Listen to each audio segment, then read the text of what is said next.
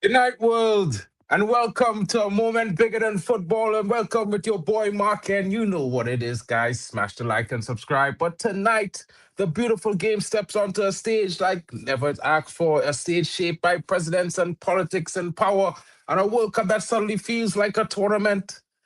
And it's a more like a mirror held up to the world in what we live in, guys. It's not really what we're hoping for, but what we gather tonight, just as not as football fans alone, but witnesses to a moment, guys.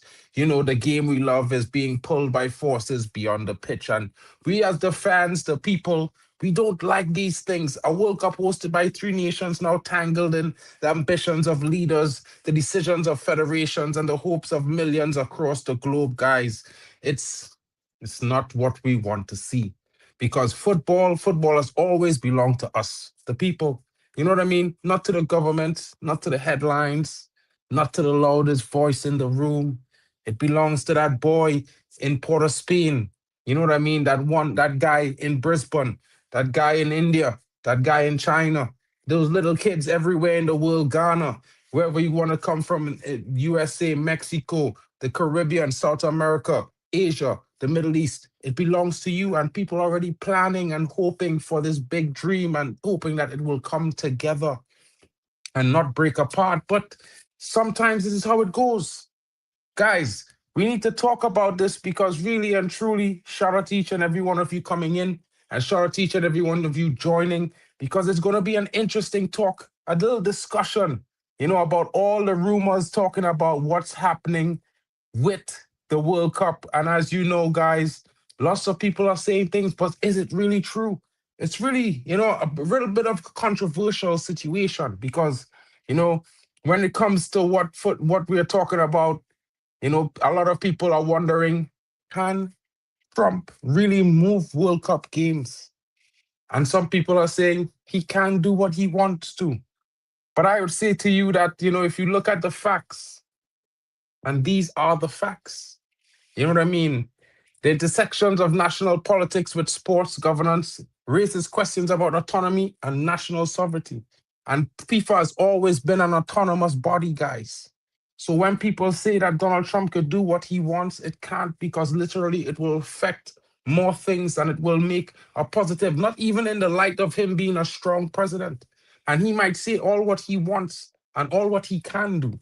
But he's not really able to do all of those things because FIFA has always remained sovereignty, and over all their tournaments. And this is how they run their thing. They don't need his influence for the World Cup to be the greatest show on earth. It's always been. And it's always been a presentation by FIFA. And guys, of course, each and every nation that hosts a World Cup, also their host, they are the host. Their population is also part of this show. And they make it something warm, something intoxicating, something, memorable. Not just the games, but that's the fun part. But enjoy, the whole experience is something that is unique to each World Cup experience. And it being hosted by three different nations, it should make it an amazing experience, even more so because there's three different cultures clashing, coming together to present this tournament to each and every one of us. Next summer, we will be watching a long World Cup, guys and gals. All of those who are looking forward to watching and enjoying this show. It's going to be very interesting, but with all the politics and all what Trump has said, these are the issues and things that are affecting the fans. And fan confidence is what drives and funds this World Cup, guys. Come on, it's our ticket money that pays for most of these things.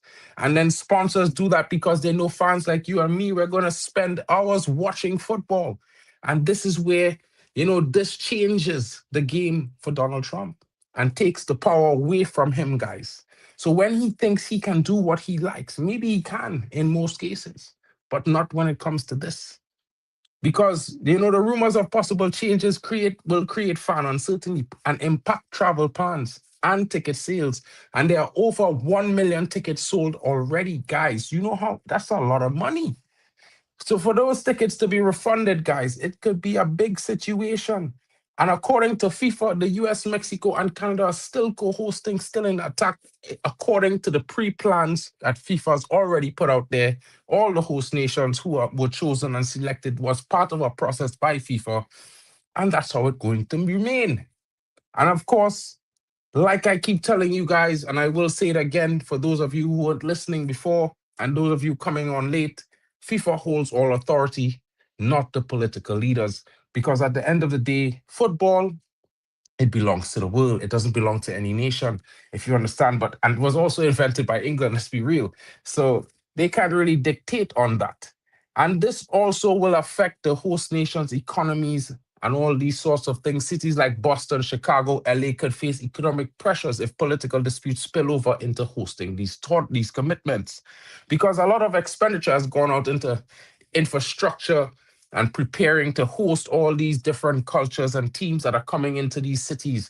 And of course, guys, it might seem like a little thing. And of course, these nations are known as the superpowers, so that you would expect they can do it with a snap of their fingers. But, a lot of people come involved to make this show a reality and make everything hospitable. So it's one of those things. And of course, the most important factor that will always show why FIFA will keep their power and always keep the decisions with them is because of their credibility. One that is built over multiple years, long before Donald Trump, and will continue to grow long after Donald Trump, guys. And that's the frequent public political threats, and it could erode fan and partner confidence in FIFA's stability and ability to execute a smooth World Cup. And some of the biggest sponsors are with FIFA, guys. So remember, like, it's all about the money, and that's true. But in a way, this benefits all the football fans because we've always had FIFA football and it's always been growing.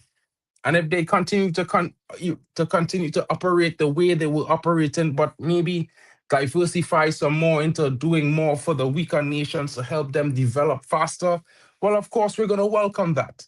But we won't want nations to be trying to dictate what FIFA does because at the end of the day, it will not end and it will probably end the football sport as we know it. It will take away all the love and joy from it. And that's just my honest opinion. I don't know about you guys, but get in the comments, smash a like. If you're new, please subscribe. Really help the channel grow. Of course, we're on 100 and something subscribers. We're trying to get to 1K. Please help your boy out. You know what I mean? But let's talk about the regional versus the global perceptions. Co-host Mexico and Canada could be viewed differently in contrast to the political influences in the US impacting regional football narratives. And when I say that, guys, I mean, think about it. You know, America is growing in the world of football. Mexico is more of a stable, sound, almost always at the World Cup contender. In a sort of a way, they will rank for a long time in the top 10. And that shows because it's a tradition, it's like a national heritage. And of course, with the tournament going there, there's many countries and many fans around the world that take football to a level it's like their family tradition, guys. You know what I mean? It's in their heart, in their blood, in their veins, quite like me, even more than myself. You know what I mean? You know how much you love football. I can't tell you how much you love football, guys. You know what I'm saying? And that's something to appreciate because at the end of the day, that's your joy. And no one can take that away from you. Not any leader, no one, because it's yours. You know what I'm saying? And of course, these nations all want to present their love of the game to the world. They will be on the world stage.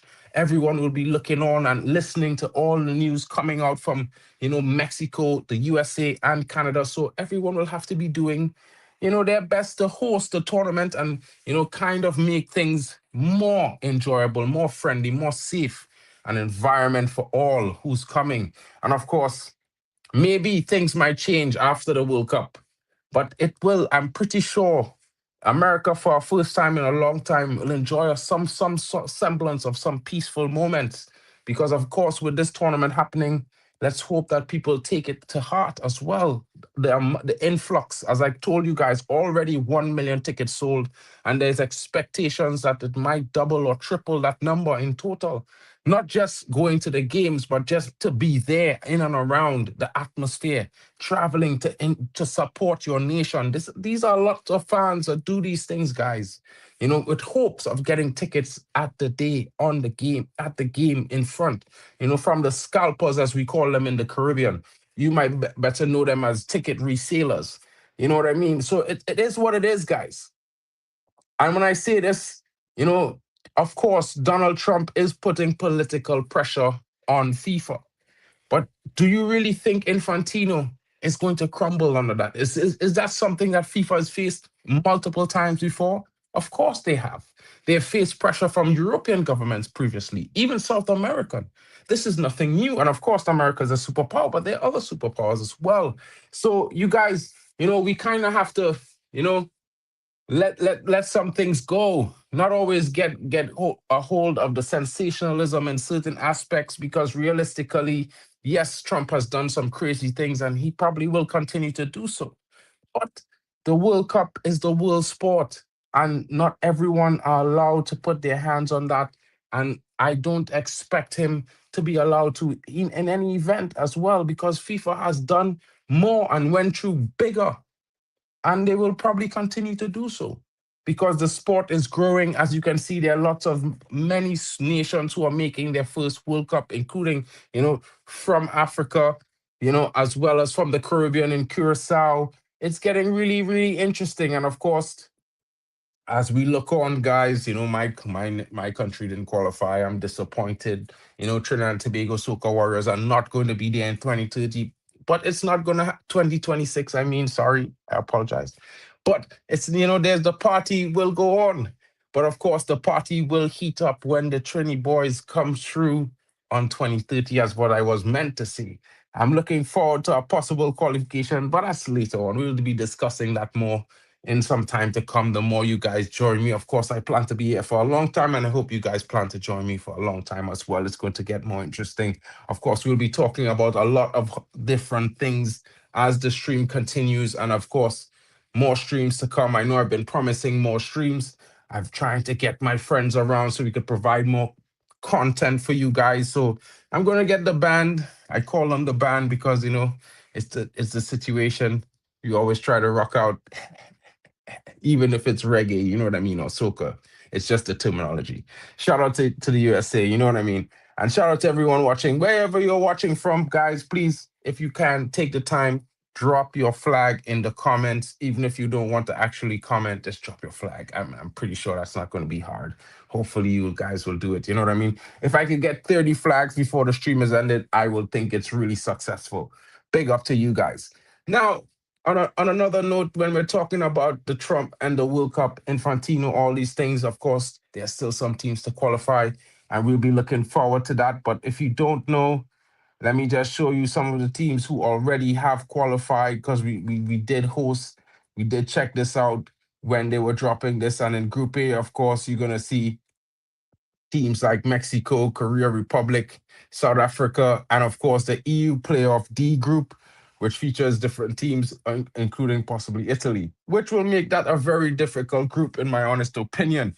I have to tell you guys, I think that group might be the group of death. I know a lot of people might say another group, but Korea Republic is a very interesting team. South Africa, they did very well to qualify, one of the first qualifiers as well. And Mexico is a very strong team, hereditarily in football. So it's going to be interesting. The other host nation, Canada, they will be in Group B, A, and B. You know how it goes. Switzerland, another interesting team that I think might be the top runners to win this group. Qatar is in there, and of course, a lot of people might not expect them to qualify out of this group, but I think Qatar will provide an interesting test in this World Cup. And of course, the qualifiers from EU Playoff A is going to be interesting because it includes Slovakia, some teams that we know come to the World Cup and show their stuff. That's going to be interesting to see what happens there. But gets ready for the football fans because the Brazilian boys are here in Group C, and they will be facing off against Scotland, Morocco, and Haiti. I don't know why I said Haiti. Maybe a lot of people are saying that, but I'm so used to saying Haiti. You know what I mean? Could be wrong. Let me know in the chat. But normally I grew up saying Haiti and I'm from the Caribbean. So I don't know. Some people say Haiti. Yeah, it sounds like unfamiliar to me, really. I could be wrong. But yeah, no offense. Big up to the guys. You know what I mean? They qualified for the World Cup. It's going to be interesting to see what they do. I'm definitely going to be looking forward to that. And you can find watch along coverage. Well, we call it live watch where in my on my side of things.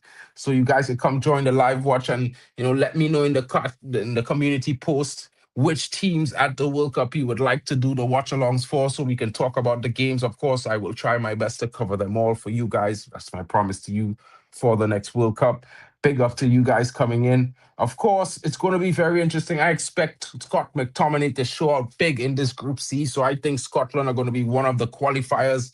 So it might just be, a showdown between Haiti and Scotland for that second spot. But I think Brazil has that first spot. They might not be performing really well right now, but it's Brazil, guys, and it's Carlo Ancelotti. We can expect them to come out of that group. After that, maybe it gets interesting to see what they go. And the final of the three-part hosts, the USA in Group D, as they face Australia, Paraguay, and EU Playoff C. That features some interesting teams as well. And it might possibly be a very difficult task for the USA to qualify. Australia has been a very, very good team. They've been out of the group stage multiple times in their exploits at the World Cup. And of course, no one expects much from Paraguay, but Paraguay did qualify third or fourth in their out of CONMEBOL, which is a very, very difficult confederation to qualify out. You know what I mean? There are a few teams there, but they are very strong, guys. Very, very strong. Of course, this takes us to Group E, and that will feature the likes of Germany, Deutschland, the Machines, you know what I mean? The Mannschaft. Of course, your boy lives in Germany now. They call it Deutschland. Of course, it gets really interesting there. I think the German team will provide a very interesting test in this World Cup. Their performances have not been great so far, but how has that not been for Germany all the while going through their qualifications to the Euros, to the last World Cup, the World Cup previously, and look, they always get into the quarterfinals or the semifinals. So their qualification form is not something people should be sniffing at. It's not something people should be laughing at, to be funny, because Germany is one of those who always seem to qualify for semifinals. Hi, Sarah. How are you? Sarah Kenny. Hope you're well. Yeah, I'm saying hi back. I'll wave to you as well. Hope you're having a good night. Thank you for joining. Don't mind if I ask you to smash a like and subscribe as well. It will be interesting. Of course, we talk a lot of football here, so if you like football, you're in the right place. And please drop your flag. Let me know where you're from. It's one of the rules on the channel. You got to drop your flag in the comments as well. Everyone, don't forget, smash a like. It helps the channel grow. Of course, it gets really interesting when it comes to for that group because that group also features the like. I'll bring it back as well. Ecuador, Cote d'Ivoire, and Curacao debutants who will be opening their World Cup debut against Germany. I hope for their sakes they really show up because I don't want them to be mauled by the German Mannschaft in their opening time at the World Cup. That would be certainly disappointing. Of course, of course, there's also Ecuador who did qualify, I believe, third up behind Argentina and also from CONMEBOL. So I don't think there are any pushovers. They will be facing Cote d'Ivoire in their opening game. Of course, the African giants, they're going to be coming all guns blazing, and we expect it to be a goal-filled affair because both teams can get forward pretty well. In Group F, we have the likes of Netherlands, Japan, Tunisia, and of course, EU playoff winner B, which will make that even more interesting. Of course, the Netherlands, everyone would expect to be the strongest team, but they were defeated by Japan previously. So it was quite a long time ago, but it might get interesting in this group. Tunisia making this World Cup. You would see the likes of Hannibal Mejbri in this team, as well as some interesting other players, and of course, the team from playoff B. Group G features Belgium, the Iran Republic, Egypt, and New Zealand. Mo Salah will be there, of course. And of course, you might even see the likes of the Man City player, Omar Mamouche. He's also an Egyptian. If you know, you know. New Zealand making their debut. It will be interesting to see how the All Blacks do it. It will get very interesting for them. Belgium, of course, everyone expects them to top the group. Let's see how it goes, if there are going to be any upsets. But I would think that Belgium is probably going to certainly qualify out of that group, in my honest opinion. In Group H, you got Spain, Uruguay, Saudi Arabia, and Cape Verde. Cape Verde making their debut as the smallest nation in the World Cup, taking the record away from Iceland, who took the record from Trinidad and Tobago, my nation, of course. You know, smallest nation, 2006 qualifiers, 20 years later, who would have expected it to be Curacao? Big up to them for making history. But Spain expected to qualify, but Uruguay are strong, and so are Cabo Verde. It's going to be interesting to see how Saudi Arabia fare with the three different teams coming from the three different confederations that they're going to be facing off against. It's going to get very interesting for them. And I think, yeah, I hope they do well, but I think Cabo Verde is going to shock everyone and come out of that group. And it's going to be a fight between Spain and Uruguay to see who stays up there. Because I think no one expects what Cabo Verde is offering, guys. And it's very interesting. Don't be shocked from that prediction, guys. You know what I mean? And now we move on to some of the big guns: Senegal, France, Norway, and of course, FIFA Player 2, which is possibly not going to be Jamaica because Jamaica is in FIFA Playoff 1, guys. You know what I mean? So this is a different qualification here, but it will be interesting to see which team qualifies there. It will be very interesting to see. Of course, after that, we got Argentina, the group of A's and J. You got Argentina, Austria, Algeria, and Jordan.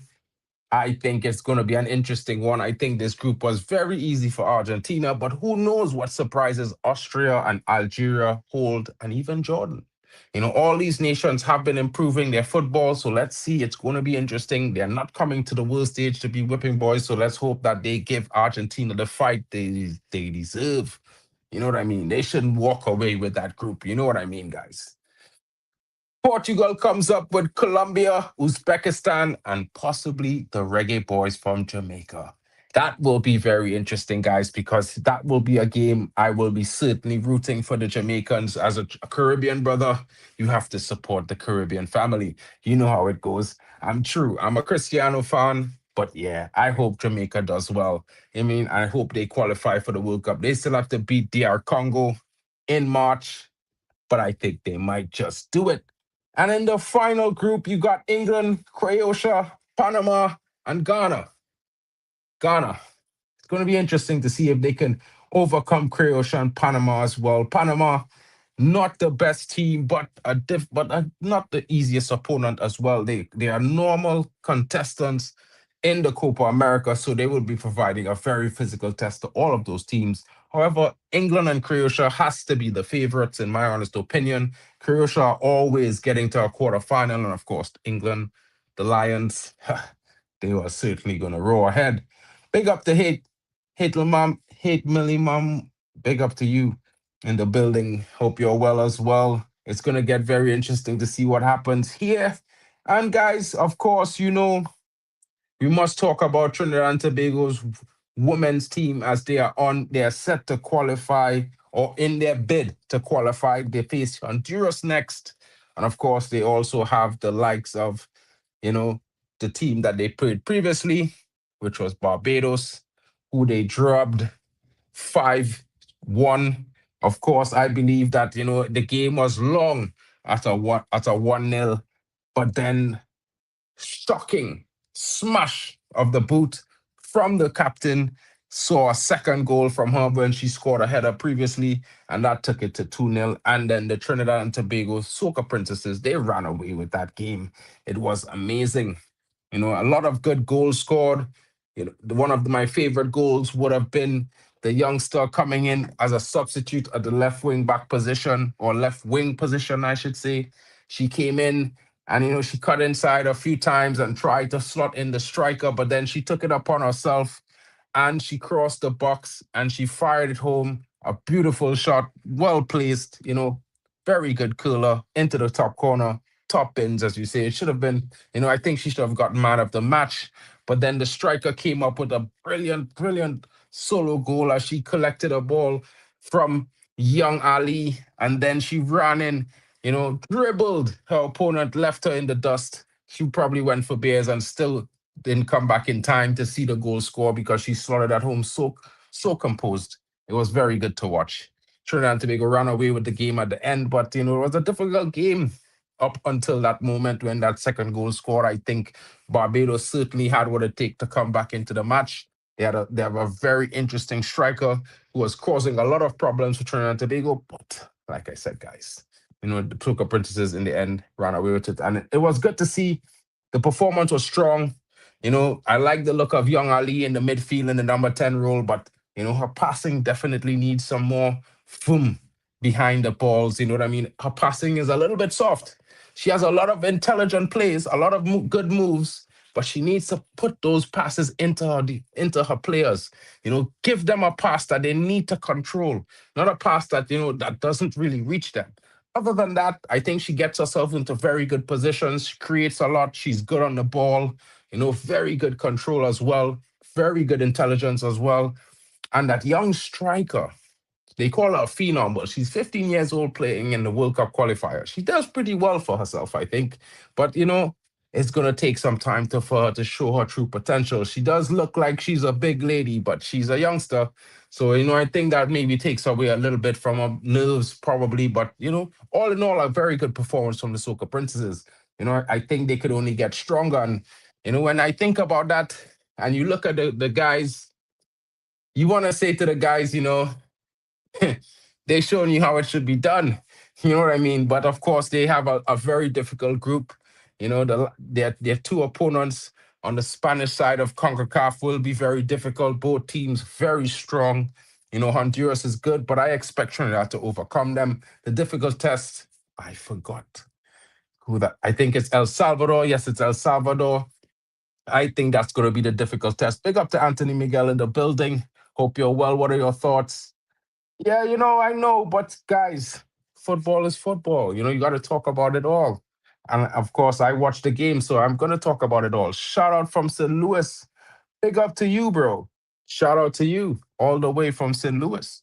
Is that Missouri MO, or am I getting that totally wrong? Is it, hope I'm not getting it totally wrong. But big up to you guys for coming in. And of course, we're going to be talking about a lot more as the qualification process goes on because, of course, I'm into it. You know what I mean? And I don't just support the men team alone. I also talk on my other channel about Manchester United and the Manchester United women's team a lot. And we're in transfer. Big up to Anthony Miguel in the building. I mean, guys, I know it's a heartbreak that Trinidad men's team didn't qualify, but the women's team, if they do qualify, it's going to be just as amazing to watch them, on their bid to the World Cup because I think they have a very interesting young team and with the growth that they will go through, certainly I think lots of players will be moving to Europe. There's a few already playing in Europe at PSG, also in Turkey as well as the captain. She plays for Fenerbahce.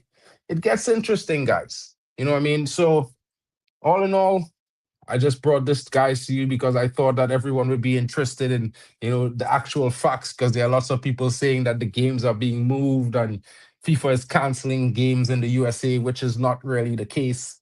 So it is what it is. It's all going to according to the initial plan and the initial set of host cities, and this is what FIFA says and mandates. Of course, Donald Trump has said what he said, but he can't affect that change. So it is what it is. And of course, shout out to the Soca Warriors, the Soca Princesses as well. Big up to the girls on their performance. It was a joy to watch. If any of you are watching this, I will be looking forward to your next game and hoping you guys do very well against, Honduras. Hopefully you guys trash them as well. But if it's a tough game, fight on. We're all supporting you. Big up to you girls and big up to all of you watching. Big up to each and every one of you. Oh, and make sure to tell my Jesse Williams to check you out. Big up to Jesse Williams as well. I have a buddy named Jesse that does he's a Chelsea fan. You know, we're supposed to get him on the channel to do some Chelsea talks football against Man United sometime. But yeah, interesting, interesting. And if you ever have time and you want to talk about your football, bro, hit me up, bro. Drop me a message when I'm live. I'll drop the link. You could come in and have your say as well. Big up to you. You know, I'll catch you guys later. Have a great one from your boy MarkN, and hope you guys have a great weekend as well. But I'll be back on Saturday with some more news about Trinidad and Tobago's football. Of course, my buddy, Heart of the Warriors, Marcus, he's been talking about lots of interesting. Big up to him. Big up to him, bro. Oh, Jesse Defender, Trinidad. Peace. Okay, cool. Hmm, hmm.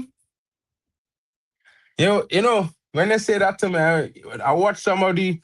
I watched somebody when I was watching that the Soca Princesses play. It just I don't know if it's I don't want them to think I'm banting the Soca Warriors men team, but the defensive play of some of them young ladies and the goalkeeper, they need to take a lesson. They look so composed. That goalkeeper, yeah, she was dictating that box more than Denzel. Denzel Smith never dictated box like that girl. I forget her first name. Her last name is what's her last name again? Ellie Gunn, Miss Ellie Gunn. Yeah. She dictated her box like a champion. Wake up to her. Better than Denzel Smith. Maybe Denzel need to talk to her and get some advice on how to look like a box commander, because she had the whole recipe in her book. Yeah, watch them. I'm telling you. I think I think they're a real interesting team. And if they grow, I think they might provide a very nice showing at the World Cup. They look interesting, an interesting bunch. Big up to them. Shout out to the women's team. And like I say, the number 10, Miss Ali, all you need to do is make sure and send your passes to your players' skill. You make the right decisions, but pass the ball with confidence. A little too soft on the passing. And, work on your shooting. You know what I mean? Smash through it. Put your laces through it, man. Put your laces through it. Big up to them. And catch you guys later.